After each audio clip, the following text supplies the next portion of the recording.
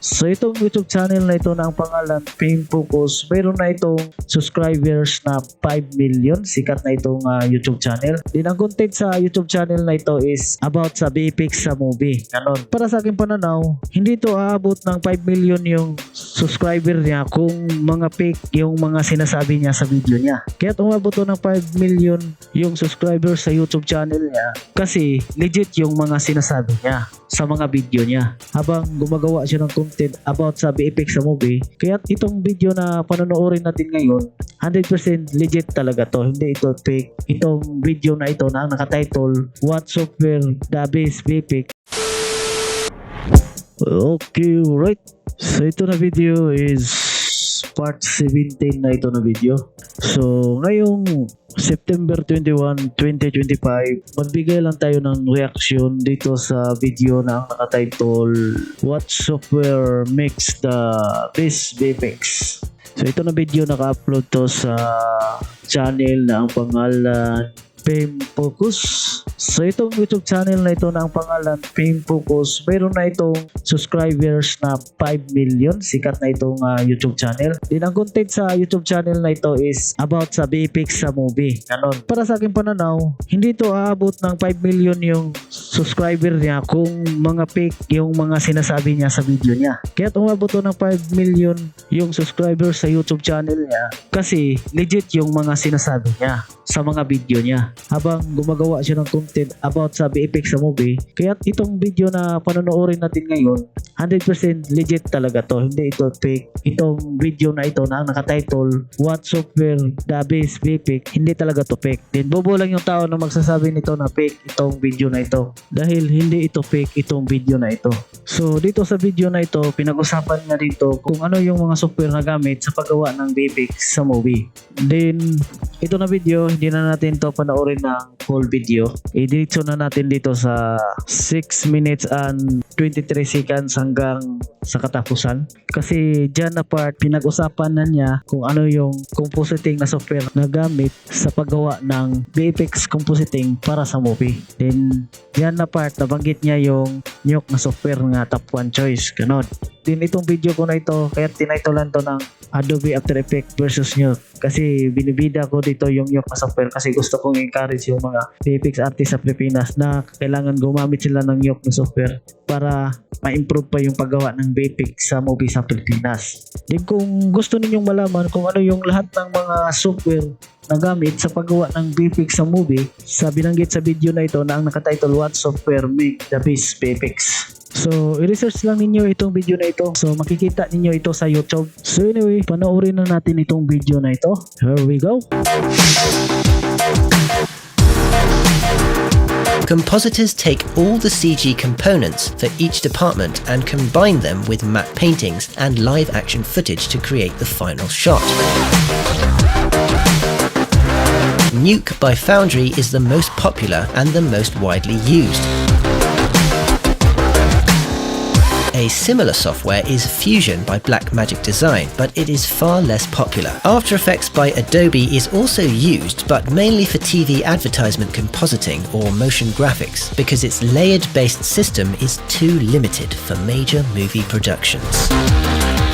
So yan. So sinasabi niya Nuke ang choice talaga sa paggawa ng VFX compositing sa movie. Nuke talaga. Din binanggit niya nga mayroong similar sa Nuke na software, yung software na Fusion, or pwede din siyang tawagin na Blackmagic Design Fusion. Din ang Blackmagic Design Fusion na software is node-based system siya, katulad lang sa Nuke na software. Din sinasabi din niya na ang Adobe After Effects ginagamit din sa movie, pero ginagamit lang siya for motion graphics. Ganon. Din Adobe After Effects karamihan ginagamit siya sa TV advertising. Ganon.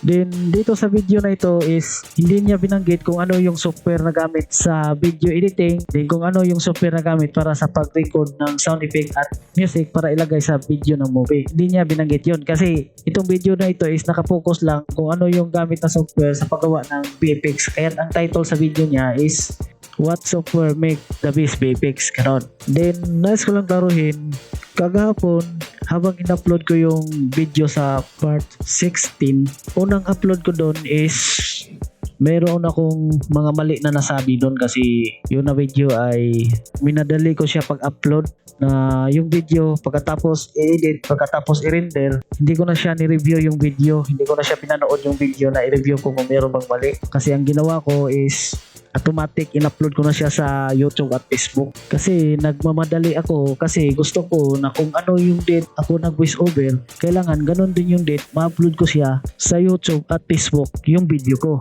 Then kulang na ako sa oras kaya wala nang review. So yung unang upload ko na video kagahapon sa part 16, marami akong maling nasabi talaga. Then ang ginawa ko, yun na video is dinelete ko yun na video, yung unang upload ko. Then ang ginawa ko, yun na video ay nire-edit, tinanggal yung mga mali na nasabi. Then tapos, habang tapos na nire-edit yung video, tinanggal na yung mga mali, then yun na video is nire-upload siya. Pero ang nangyari sa video kagahapon, habang nire-upload siya yung video na nire-edit na tinanggal na yung mali, ang nangyari habang pinanood ko yung video na nire-upload, ang nangyari is mayroon pa ring mali na hindi natanggal na nakaligtaan.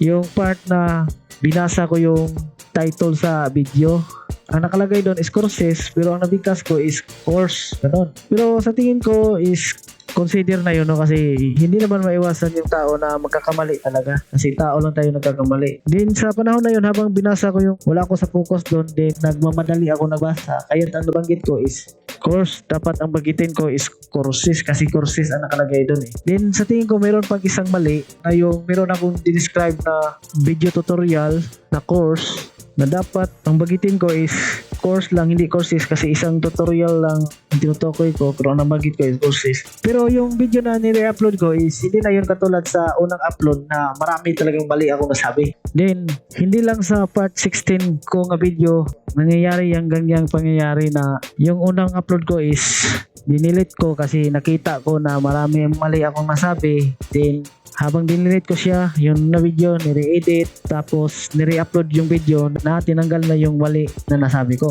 So hindi lang yung sa part 16 na video yung ganyan na pangyari, kasi marami akong video na na-upload na ganyan yung nangyari. Katulad sa video sa part 13 ba yun? Part 14, part 15?